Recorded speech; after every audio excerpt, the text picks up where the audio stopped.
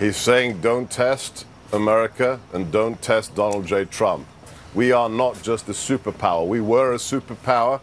We are now a hyperpower. Nobody in the world, especially not North Korea, comes close to challenging our military capabilities, whether they're conventional, whether they're nuclear, or whether they're special forces. So the message is very clear. Don't test this White House, Pyongyang. Dr. Gorka, watch. We're going to put up a full screen. I don't know if you can see it, but I'll read it to you.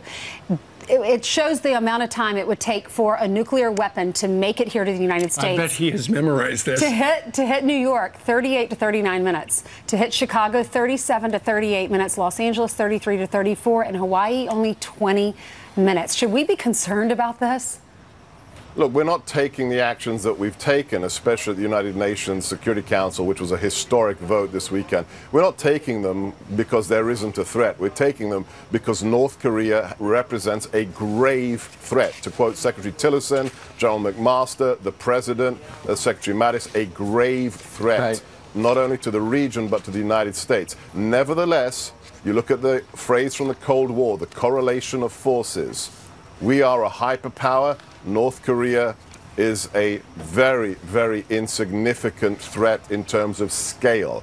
They have this capability that they are using to blackmail the West, but you never give in to dictators and you never give in to blackmail. Right. And that's why North Korea has to de-escalate right now. So I want to hear, China is calling on all parties to avoid any words or actions that might escalate the situation or make even greater efforts to resolve the issue via talks, kind of referring to the president's tone of fire and fury. So China's critical of the president. What's your reaction to China saying ratchet it down? No, the ball is in North Korea's court. So China understands the problem. Think about the fact that China is a permanent member of the UN National Security Council. But they don't seem to understand the problem. They say the president should ratchet it down.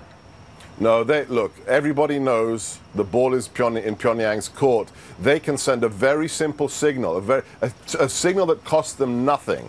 They stop the rhetoric and they stop the missile testing. If they do that, they signal to the world that, okay, we get it, we've lost all our friends, we've painted ourselves into a corner, and we're not going to escalate anymore. That's all they need to do. Rex Tillerson was clear. Stop the testing, stand down the rhetoric, and we'll understand that you understand. Sure. The key, though, Dr. Gorka, is whether or not in North Korea we are dealing with somebody who is sane and rational.